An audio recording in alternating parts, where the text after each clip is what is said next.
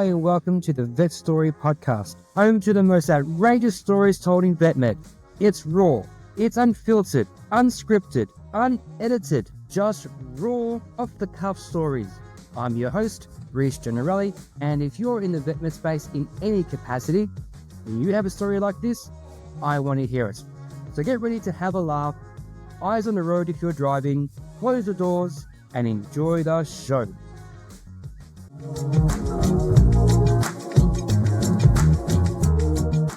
And we're back with another episode of the Vet Story Podcast. I'm here with my very good friend, Jamie McGill Worsley. Jamie, how you doing today? I am doing absolutely fantastic. How are you, Reece? I'm awesome. I'm awesome as always. Coming down on a high, and it's the end of the week. So it's Friday today that we're recording. So I am going to enjoy my weekend, hopefully. As you can see, I've shaved. I've done a whole New Year, New Me look.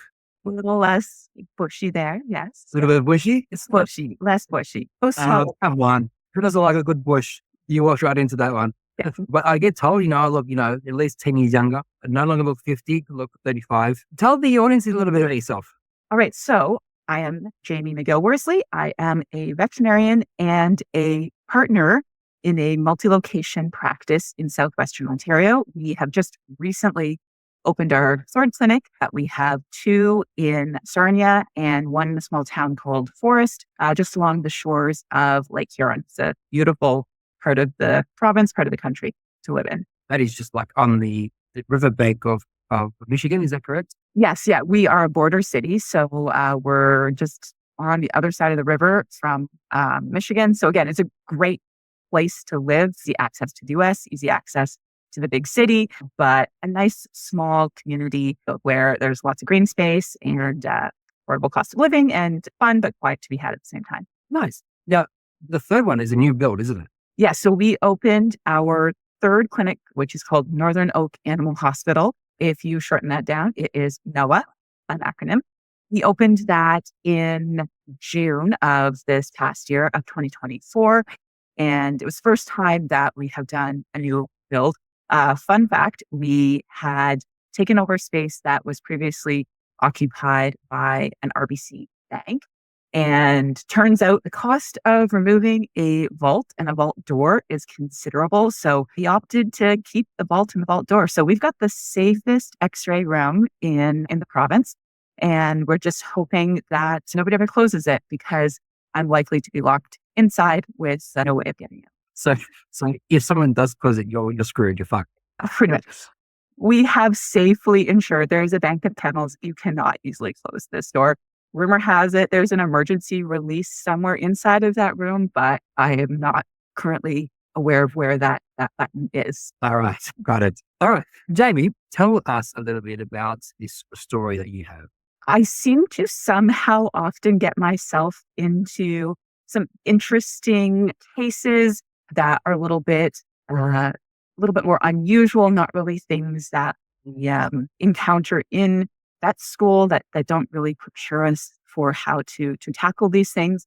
And I guess the quick summary is it involves a skunk and all too close of a perspective to the wrong end of the creature. So we got bit of the pew for a week. All right.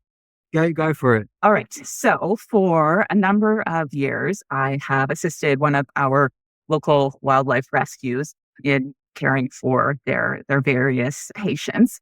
They are allowed at certain circumstances to keep some animals on their location as educational animals for kind of the long term.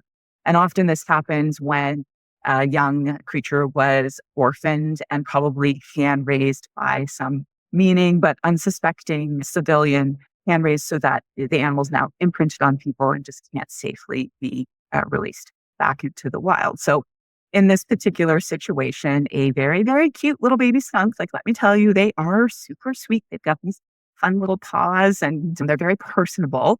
So this cute little baby skunk had been hand-raised by a person and ended up in the rescue's care. And they felt that having a skunk that they could take to public events to help educate the general public as to how we can cohabitate with our native wildlife would be a good addition. to the small number of animals they have. And they're allowed to do this as long as they comply with the kind of license that Ministry of Natural Resources provides for them. So one of those stipulations to safely take a skunk to a public event or even just keep one in your facility, obviously don't want a skunk that's going to share his spray with others. So we needed to neuter and remove the scent glands. So they asked me if this is something that I'd be comfortable with. So did a little research because I didn't have a whole lot of skunk surgical experience. In fact, I had 0 skunk surgical experience. Did a little research. Yeah. No, you know what? Backtrack to that school. Did I ever think that someone was going to ask me my anesthetic protocol for a skunk? No. And I would have paid more attention to class at that time if anybody even breathed the word skunk in school. They did not. There was no way to be prepared for this. Research said that, anesthetic was not a whole lot different than cats. I feel like cats was also very similar for the neuter procedure. It's been a few years since I did this, but that portion seemed reasonable that I could tackle it. And I thankfully did have experience already with removing anal sacs in dogs. So that procedure was, again, very similar to what I'd be doing in the skunk. So I said, sure, this sounds like a fun challenge. And my staff always loved hearing about my fun challenges that I get part of. But the big stipulation from the staff was this could not happen in the surgery room. They did not want this procedure to happen in the building. At that time, it was beautiful weather. And I thought, I'll set up a tent, a gazebo style tent just out back behind the clinic. We can move everything out there. No problem. I'll be able to keep the flies away and we can recover them out there and then just send them straight home. Unfortunately, our little skunk came down with pneumonia and it got delayed for a number of months until I felt he was healthy enough that we could safely put him under anesthesia. So now I went from beautiful weather where I don't mind being outside in my tent for a while to it's just not going to happen. It's way too cold for us to be outside. And I don't even know if our machinery would operate at those kind of temperatures. So I had the luxury, at least, of the clinic I was working in at that time, that we had an attached garage at the back of the clinic. So they agreed we could move everything in there. We're out of the way. And that way, if he got a little bit upset, shouldn't be a big deal. We could just open the garage door. So my tech and I move anesthetic machine, monitoring equipment, just set up a folding table in the garage, have everything arranged. Little skunk comes in. Again, he's used to being handled. So all in all, he's being a good boy and he's not showing us any threatening tail waving activity. Put him under anesthesia, do the neuter. Everything is going fantastic. And then get him ready for the scent gland removal. So this is a pretty small and delicate procedure. You really want to be able to see very well what you're doing. So he's on his stomach at the end of the table with his tail cranked up so that I can sit at the end and have my face very close to his back end so I can see what I am doing exactly. You got a golden shower, didn't you? Oh, this is swording. Not quite. I don't know what color it was, but this is like burned into my memory. So I can distinctly remember this. I'm starting on the left side and make my incision. In my memory, this scent gland is like the size of a freaking plum. It's probably not. It's probably really a grape, but comparative to like a 2 kilogram little animal, it's very large. So I have a hold of it, made my incision, and I'm gently dissecting around it. So that means I'm going snip, snip, snip, my little scissors. Oh, so ever careful. And I'm looking very closely at what I'm doing because I've got just like millimeters to work with here. It's coming along really, really well. This humongous gland is kind of being released from his body, and I'm snipping and snipping and snipping, snip, snip, snip. I feel like I almost was about to cheer and say, I can see the end of this gland when fucking pops in my face. And I mean, I'm right there.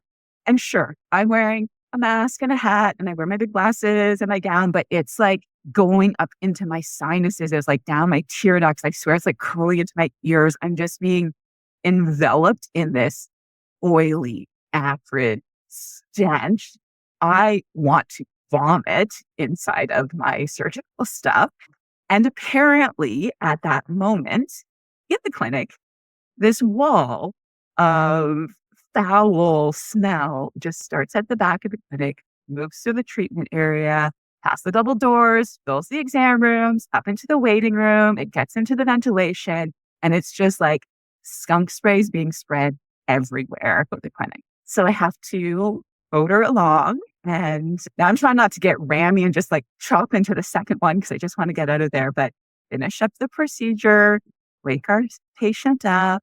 He's doing great. And then I don't even get to go home. I don't get to have a shower. I don't even have clothes to change into. I have to go do appointments for the rest of the day. And my only hope is that the building smells so heavily of skunk, they can't tell I'm patient zero, that I'm the actual focus of all of this odor as I'm going through the rest of the appointments. I do remember the dogs being very confused as to what I was. They're like, I like you, do I not like you? It sounds like a skank, not a skank. I don't know about skunks. I don't feel a skank. I feel a skunk. Jesus. The scent of a skunk. Yes. Now, this is like a decade ago before that sort of thing was acceptable and legal. Okay. So maybe that's why none of the clients wanted to comment on it smelled. I don't know. That you were just a pothead. I not was, a skunk. and my eyes were bright red. You didn't say anything about it. Sorry for the smell. Just done a surgery on a skunk. Not a skunk. Sorry to get the word skunk out of my brain here. Done surgery on a skunk. Nothing was said. Just like, hi, how you doing? I'm high. Yeah, I was probably too embarrassed and did not think of the implications of not explaining my. Got you. So my doctor was high. Yeah, She reversed some weed. and I'm sure my head was just like filled with this horrible like headache and smell that I probably looked like I was high or drunk or something like that too. But the clients came back later, so obviously I managed to muddle through it. But yeah, get home.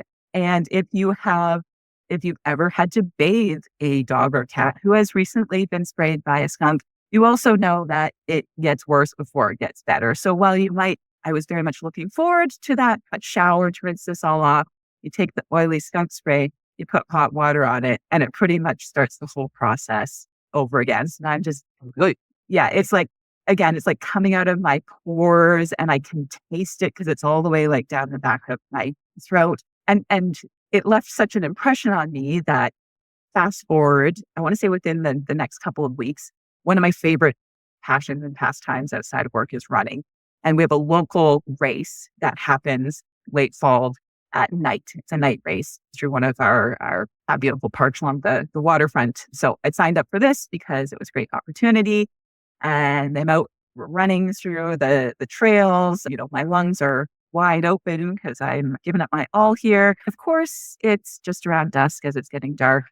And I turn a corner and I don't see the creature, but obviously a skunk had very recently sprayed right there because it wasn't a whiff. It was like that intense oily smell and just PTSD. I just turned and shook my cookies all over the side of the trail. Like someone else is coming up from behind. They're probably like, what is going on here? It was more than I could stand. So you didn't chuck your cookies as you were running.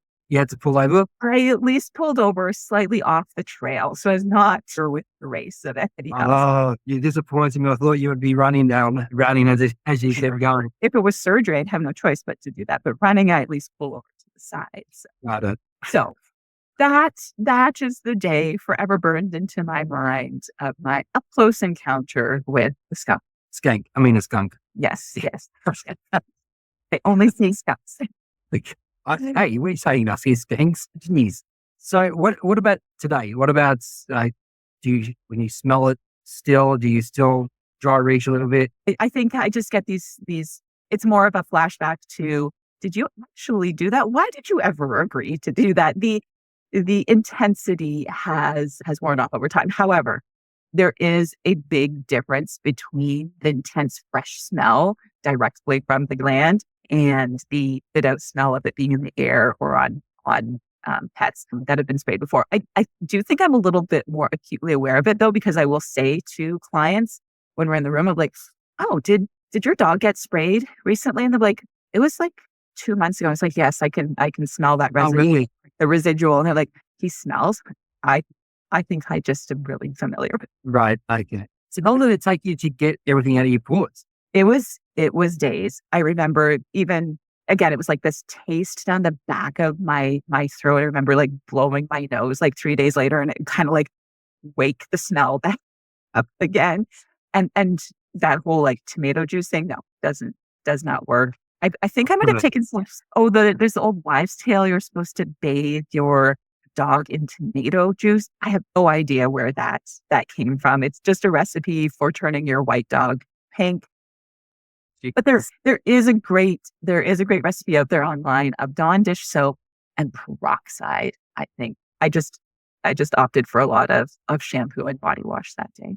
Yeah. All right. Wow. Interesting. I had no idea that it takes so long to wash off.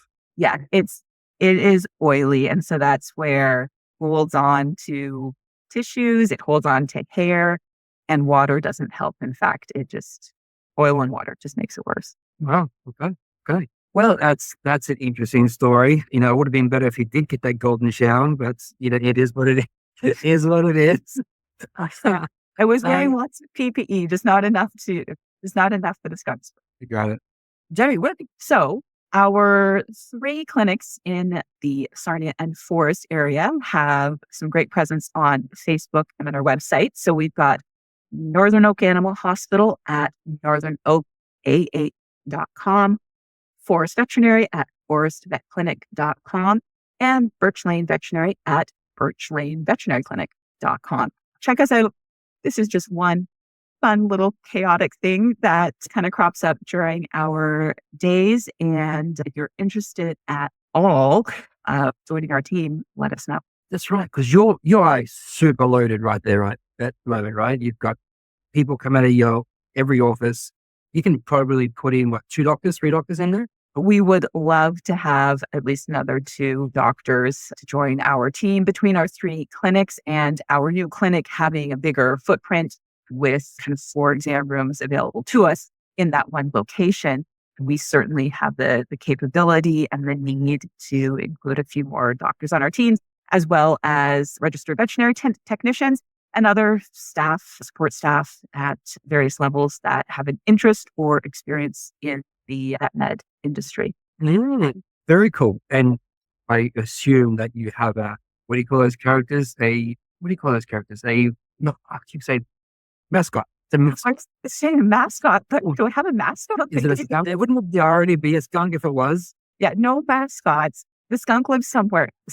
Okay. After that, we are just at a waving, distant kind of relationship, the skunk and I. I have seen him over time. But the wildlife is not something we do routinely. That kind of comes here and there. But again, we might not have mascots, but we've got a lot of other fun things. I do small mammal. We've got orthopedic. We've got major interest in higher level dentistry, higher level ultrasound, and kind of venturing into more of the medicine. So always lots on the go in our practice. Yeah. And I know that we know each other from the Uncharted group, right? I actually have a bit more perspective of you. I had the privilege of working with you in the past, and to sort out your 3 clinics and put them on a more of an organizational scale. Yes, yeah. I mean, when we acquired our 2nd clinic, we very quickly discovered that going from 1 to 2, well, for anybody who has children or even pets, I mean, going from 1 to 2, you can't having 2 is not the same as having 1. And when we saw that our 3rd startup was kind of on the horizon, we recognized that we needed to change up how we were running the business, how we were organizing the business. It was growing quickly, and you start to see the challenges in communicating information across a larger staff, across multiple locations. The number of tasks are just more than what a small team or 1 or 2 people can do. And so, yes, you were definitely integral in our leadership group, being able to formulate something that would be as we grew into that 3rd practice and then continued the growth with years. Cool. Well, thanks for that little plug, Jamie. I really appreciate that one. No, it's always good speaking to you. obviously we still continue to meet every other week after that. But love to have you on the show. Is there anything, you have any races coming up? Because I know that you're an avid racer. Yes, I'm currently planning what's happening because this is the beginning of 2025, what I'm considering for my year. So right now, for sure, in May, I am doing a 50-kilometer trail race. This is quote unquote easy because it's Southwestern Ontario race on a fairly groomed forest trail. But I'm looking at what my bigger challenge for the year might be. I try to step outside my comfort zone and whether I can go back to the mountains, of which I'm absolutely terrified, or look at some other thing to tackle this year. Well, if any of our listeners are joining those races, I would encourage you to hook up with Jamie. It'd be a lot of fun. Yes, Sulphur Springs in May. That's in the Hamilton area if you are in Southwestern Ontario. Lovely, lovely.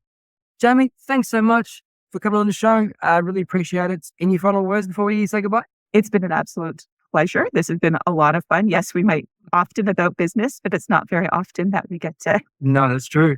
have a lengthy, humorous laugh. So, everybody stay safe out there and check us out online. Thanks so much, Jamie. Appreciate it. Have a great day. And thanks for joining us today. That's all we have time for. Don't forget to like and subscribe. If you have a story that you'd love to share and want to come on the show, drop me an email, reese@ivmsolutions.org.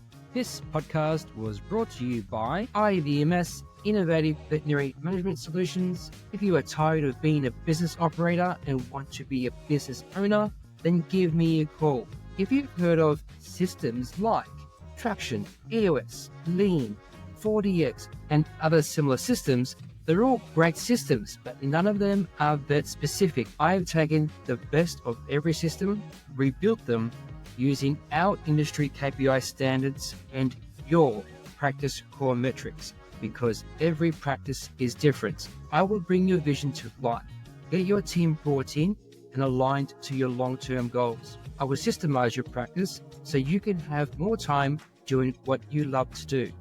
Stop having people rely on you. Practice ownership should not be this hard. Let's move from being a business operator and move into the business owner category.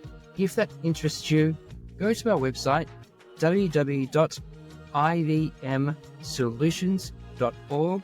That is I for India, V for vets, M for management, solutions.org. Until next time, take care.